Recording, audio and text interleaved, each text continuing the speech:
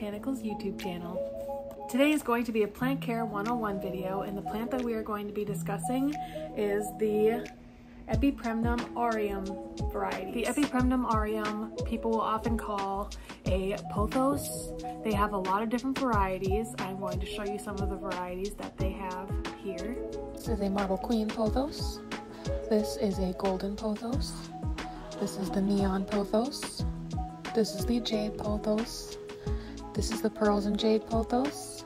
And this is the Mandula Pothos. All of those varieties are very common to find in a lot of your basics. I shouldn't say basic, but like your Walmart, Home Depot, Lowe's. A lot of garden centers will carry these plants. The one that you will most commonly find anywhere is going to be the Golden Pothos, the Neon Pothos, the Jade Pothos, and then even now, kind of, the Pearls and Jade and the Mandula are coming to be more available depending on where you're at. I found a 8-inch hanging basket of the Mandula. It's absolutely beautiful. I don't have all of these Pothos varieties that I showed there of the Aureum species, but I do have the Mandula. I do have the Neon. This one I grew from a cutting. We will discuss propagations later on in the video. And then here is my Pearls and Jade.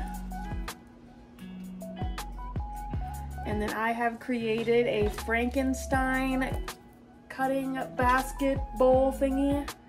The roots on these, whew, there's a lot in there. But I have a Neon in here, I have a Mandula, I have a Golden, I have a Jade, I have a Snow Queen. This one's my Frankenstein. This one's one of my favorites. But now let's get into some of the care and the background of this plant. So this plant is part of the Aureaceae family. I forgot to mention that when I was giving the names for the plant. This plant will do very well in a well-draining, chunky soil mix. All of mine here, I can kind of show you in this one. It is a peat-based medium. I have perlite, lava rock, charcoal, and orchid bark. That is my mixture currently. I am going to be switching it up here in the next couple of months. I am just working on gaining all of my materials that I need to do so. So once I do get the materials, I will be making a video for how I want to be making my mix from here on out, and I hope you guys will watch it. This plant is a very drought forgiving plant. I won't say it's drought tolerant. It doesn't like to be dry for a very long period of time. It can, however, dry out between waterings. I have let this one specifically dry out for like 2-3 weeks, and it was very sad looking. But I just gave it water and it perked right back up. And that's why I really like these plants. I think they're great beginner plants because they are so forgiving. You can forget to water them past a couple days when they're supposed to be watered, and they're not gonna be like, oh my gosh. Because I know some plants, calatheas, like to be like that. For light, these plants, you find them growing like out in the wild. They'll be growing under trees on the ground, or they'll be climbing the trees. So they like a very filtered light situation. If you do put them in bright, full sun, they may get yellow leaves and sunburn. The Golden Pothos will adapt to being in full sun. I have a Golden Pothos that is in a west-facing scenario, and it didn't like it at first, but all of its new growth has adjusted because that's the only place I had for it. So it is what it is, and it's surviving. So that's the general care for this plant. Now let's get into a little background information about this plant.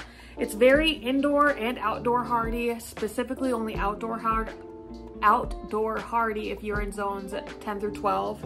They will grow outside all year round. If you do live in all the other zones, you can have them outside during the summer. Just want to bring them inside for the winter because they will not survive anything below like 50-40 degrees for like a constant period. This plant is native to the French Polynesia.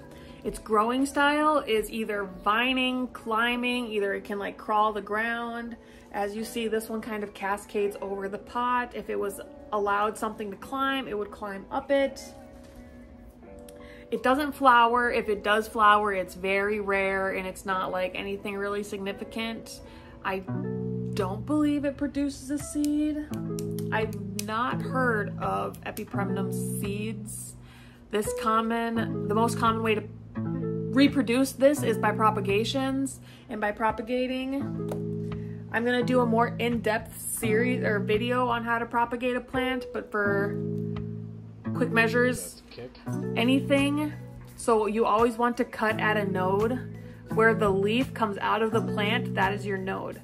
So if I wanted to make a new plant, I would cut between here, and I would stick the end that would technically be the bottom of the plant, which would be the part that goes into the dirt. You can either stick it right back in the dirt, or the easiest, most efficient way of propagation for pothos for me has been the water method. As you can see, there's a lot of roots in here, like a lot of roots. So, and these, like, I have not done a lot of research on it. I still have more research to do on it, but pothos contain a rooting hormone in them.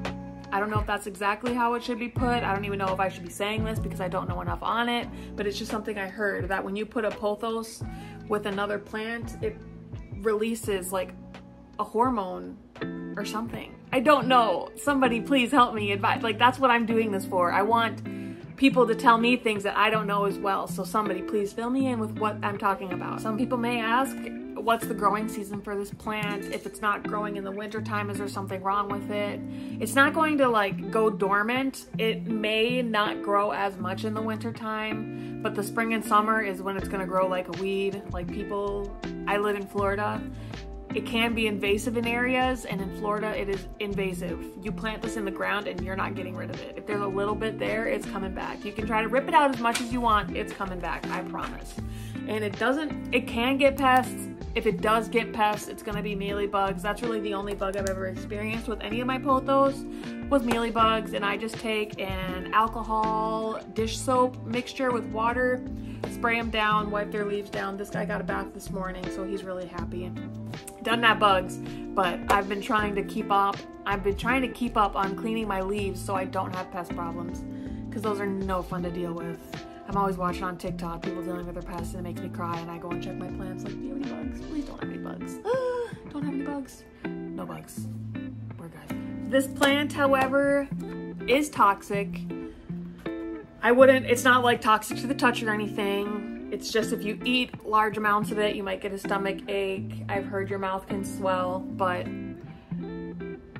I think it's an okay plant to have around. Like, out of all the toxic plants to have around, like, I don't know if you guys know about oleander. That thing is like, you get the sap on you, you rub the plant too much, and you're gonna like feel it.